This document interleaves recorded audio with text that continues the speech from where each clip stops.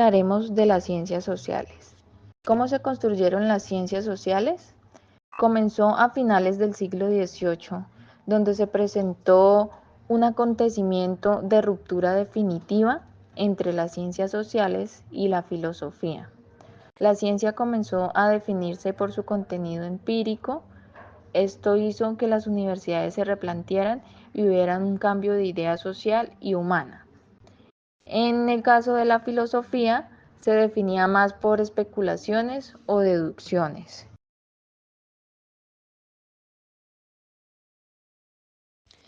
A continuación le hablaré sobre la universidad y el conocimiento. Se puede decir que las universidades llegan a ser insignificantes en los siglos XVI, XVII y XVIII por varios factores históricos y sociales. Cabe mencionar que uno de ellos se dio por la Reforma y Contrarreforma, ya que esto produjo muchos conflictos en algunos aspectos, especialmente en relación con la producción de nuevos conocimientos y la innovación científica, hasta que lograron reinventarse en los siglos posteriores. La estructura de la universidad se creó a fines del siglo XIX, por lo tanto la universidad y las disciplinas que la conforman constituyen una invención muy reciente.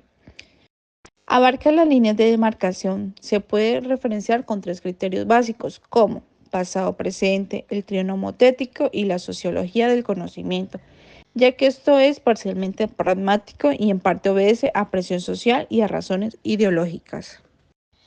Bueno, nos preguntamos qué es el trío nomotético. El trío nomotético se refiere a tres ciencias sociales fundamentales que utilizan un enfoque nomotético, es decir, que buscan establecer leyes generales o principios universales a partir del estudio de fenómenos sociales. En esto abarca tres ciencias como la economía, la sociología y por último la ciencia política. En este tema también se va a hablar sobre la antropología, que la antropología estudia el mundo primitivo. También busca ofrecer una visión holística del ser humano, considerando tanto sus aspectos biológicos como sus construcciones culturales y elementos que se entrelazan en diferentes contextos históricos y sociales. Los antropólogos culturales también ensayan varias cosas. Ellos también deciden que tanto como Europa como Norteamérica también tienen sus propias tribus. Se dedican al estudio de los montañeses suizos y de los habitantes de los barrios más pobres. La sociología fue una de las primeras subdisciplinas que se desarrolló con posterioridad a la Segunda Guerra Mundial. Fue una de las denominadas sociología política, luego vino la sociología económica y un poco después la sociología histórica. Bueno, la sociología política, ella busca comprender el poder en su contexto social más amplio, explorando cómo las estructuras políticas y las dinámicas de poder están profundamente entrelazadas con las prácticas y las relaciones sociales.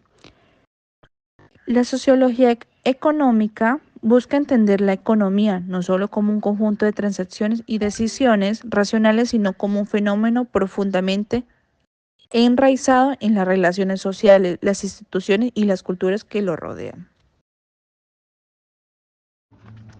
Simbólicamente, en 1968 surgieron dos cosas importantes. Primero, uno de los temas principales del 68 fueron los pueblos olvidados, que de inmediato se tradujeron en términos académicos, como fueron el estudio sobre la mujer, sobre las negritudes y una serie más de temas y nombres antes marginales. Esto hizo que las universidades se replantearan y hubieran cambios en la estructura. Querían también, como un segundo paso, una línea de publicaciones, de programas especiales, de fondos de investigación e incluso doctorados, porque anteriormente en la antropología, para estudiar un mundo primitivo, no se tenían en cuenta esos pequeños pueblos olvidados, entonces, que eran los 5 países más pequeños, de grupos con un bajo nivel tecnológico y no tenían creencias mitológicas, con diferentes lenguas contaban ellos, entonces tenía que haber alguien que pudiera estudiar sus lenguas y traducir. También aquí agregamos la sociología política, la sociología económica, la sociología histórica. Cada una de estas significó una incursión importante en los diferentes campos vecinos. En los años 70 y 80 sucedieron otras dos cosas fundamentales para el tema considerado en este informe.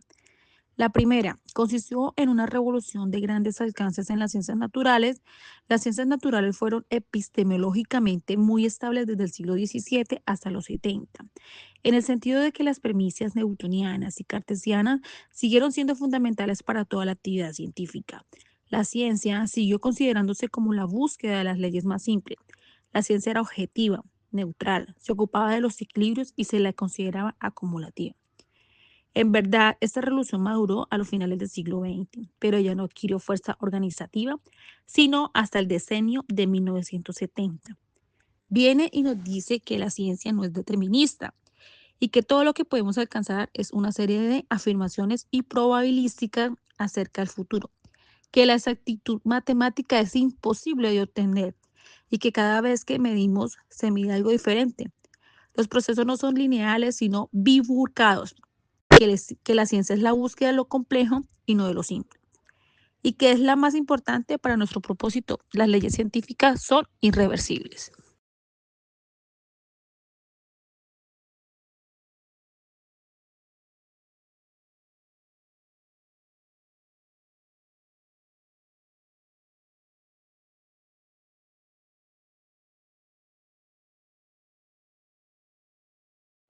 En conclusión, las ciencias sociales se construyeron a partir de la necesidad de comprender y analizar los fenómenos sociales, económicos, políticos, culturales que ocurrían en la sociedad.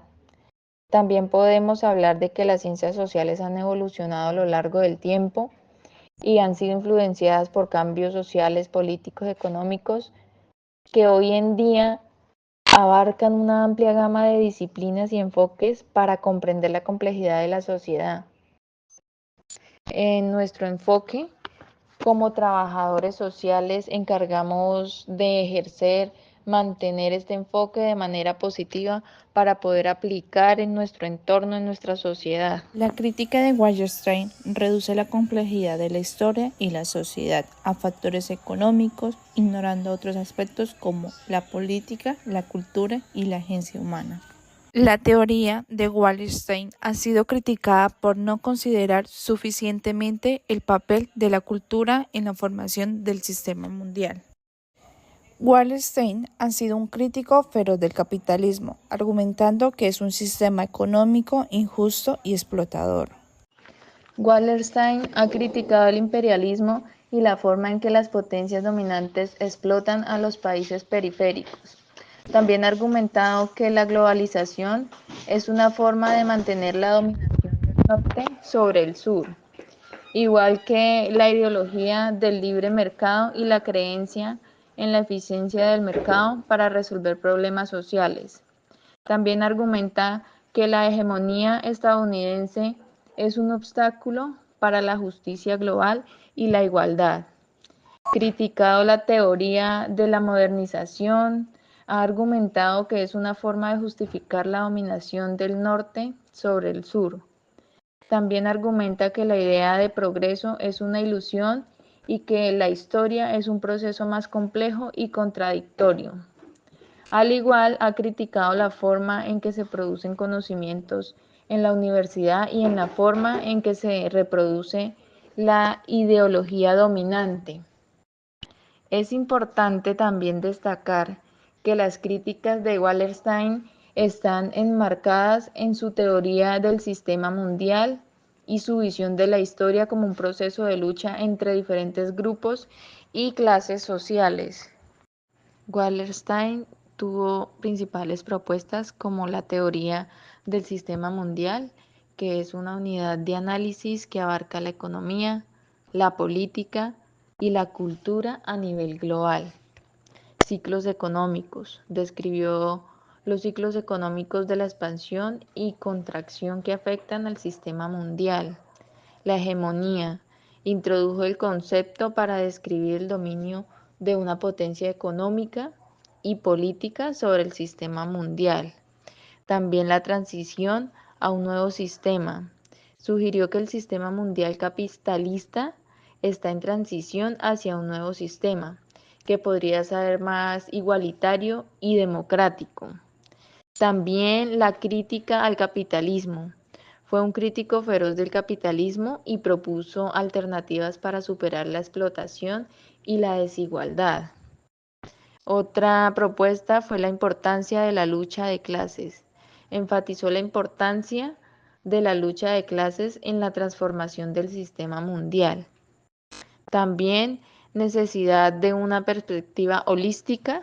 Abogó por una perspectiva holística que integre la economía, la política y la cultura, y la historia para entender el sistema mundial. Es importante destacar que pues él tuvo mucha influencia en varios campos, como fueron la sociología, la economía, la ciencia política y los estudios internacionales.